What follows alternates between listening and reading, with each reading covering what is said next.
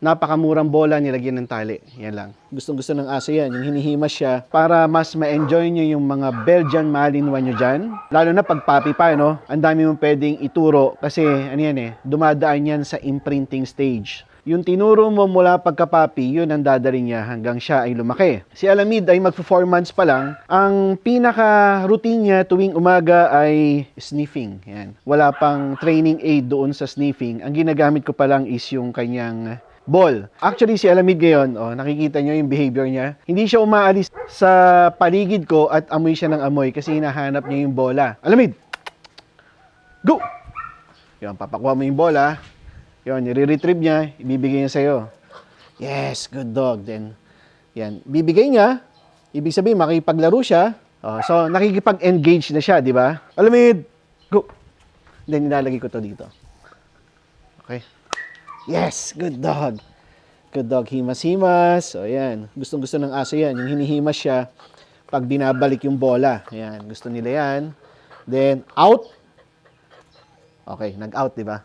Then, search. Search.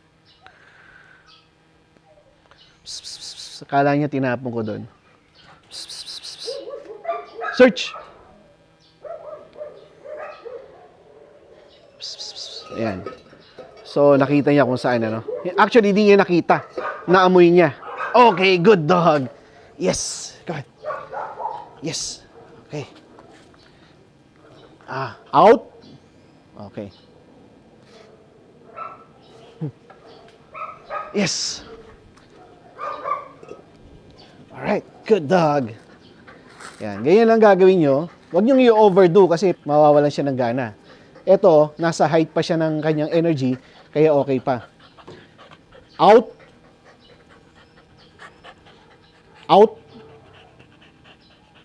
Gigil na gigil. Okay, nag-out. Search. Search. Yes! Okay, so nakita niya na doon sa kabila. Nakuha niya. Good dog! Pwede nyo gawin yan sa mga aso nyo. Hindi mahirap at hindi mahal. Ang bola kung ginagamit ay ito lang.